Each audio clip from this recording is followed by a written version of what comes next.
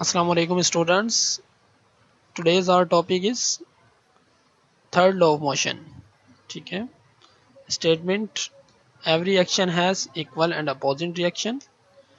Action is a force and reaction is also a force. There is two forces we will discuss. One an action force and other is reaction force. ठीक है. उससे पहले एक question कि what happen when two bodies interact each other. क्या होता है जब दो बॉडी एक दूसरे से इंटरेक्ट करती हैं. चलें देखते हैं एनिमेशन के जरिए. यहाँ दो बॉडी हैं, एक हमारे पास बॉल है, दूसरा हम इसको कंसीडर कर लेते हैं कि दूसरी बॉडी हमारे पास क्या चीज़ है, एक टेबल है. हम देखेंगे कि बॉल जो है वो एक्सर्ट कर रही है फोर्स किस चीज़ पर, टेबल पर. इसी तरीके से टेबल भी फोर्स एक्ट कर रही है बॉल पर. एक फोर्स टेबल पर लग रही है और एक इस बॉल पर यानी कि ऑब्जेक्ट पे लग रही है. अच्छा देखें तो दोनों फोर्स का मैग्नीट्यूड बराबर है. ठीक है, ये वाली फोर्स एक्शन फोर्स कहलाएगी जो बॉल टेबल पर लगा रहा है. इसी तरीके से जो टेबल बॉल पर लगा रहा है फोर्स उसे रिएक्शन फोर्स कहेंगे. और दोनों जो है वो सेम मैग्नीट्यूड है बट डायरेक्शन दोनों की कैसी है, अपोजिट है. ठीक है, इसी को Newton third law of motion कहते हैं. ठीक है, every action has equal and opposite reaction.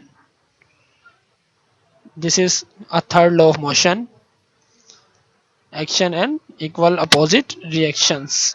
ठीक है, और यहाँ पर हम देख रहे हैं कि जब दो ऑब्जेक्ट एक दूसरे से इंटरेक्ट कर रहे हैं तो क्या है हमारे पास दो फोर्सेस, एक तो फोर्स ऑफ एक्शन और दूसरी फोर्स ऑफ रिएक्शन, दोनों एक दूसरे से कांटेक्ट करने पर अपोजिट डायरेक्शन में आ रही है. ठीक है, मज़ीद एग्जांपल्स देख लेते हैं. हम देखते हैं कि ये फ्रॉग जो है वो जो स्विम कर रहा है ये वाटर को बैकवर्ड पुश कर रहा है, इसी तरीके से वाटर इसे अब ठीक है फॉरवर्ड मूव करा रहा है. ठीक है, इसी तरीके से हम देखते हैं कि क्या आप समझते हैं कि ये बर्ड जो है जो उड़ रहा है इस पर थर्ड लॉ अप्लाई हो रहा होगा. जी, क्या सोचा आपने? बिल्कुल, इसके ऊपर भी थर्ड लॉ अप्लाई हो रहा है.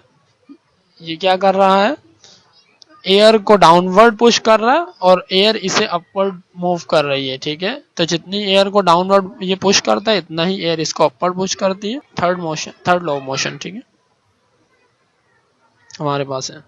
इसी तरीके से लास्ट एग्जांपल देखते हैं इसकी. थोड़ी इंटरेस्टिंग एग्जांपल हो सकती है वो. देखिए गन फायर होती है तो हमने देखा है क्या होता है कि फॉरवर्ड फोर्स जो है बुलेट पर अप्लाई करती है गन और बुलेट फॉरवर्ड चली जाती है. इसी तरीके से बुलेट भी जो है गन के ऊपर एक फोर्स को अप्लाई करती है जो कि गन के ऊपर अप्लाई की जाती है. ठीक है, लेकिन हम ये चीज़ देखते हैं कि बुलेट जो है वो तेज़ी से एक्सेलरेट करती है वाइल जो है गन इतनी तेज़ी से एक्सेलरेट नहीं करता. मतलब बुलेट की स्पीड ज़्यादा होती है, एक्सेलरेशन का चेंज ज़्यादा होता है, लेकिन गन का इतनी ज़्यादा चेंज नहीं होती. क्योंकि अगर दो फोर्सेस अपोजिट डायरेक्शन में इक्वल है तो फिर क्यों गन जो है वो ज़्यादा तेज़ी से एक्सेलरेट नहीं करती. इस बात को हमने Newton second law of motion में पढ़ा था कि जब भी मास ज़्यादा होगा तो एक्सेलरेशन क्या होगा, कम होगा. तो सेम फोर्सेस हैं लेकिन बुलेट का मास कम होता है इसीलिए वो ज़्यादा एक्सेलरेट करती है और मास ऑफ गन ज़्यादा होता है इसीलिए भी एक्सेलरेट कम करती है. Thank you.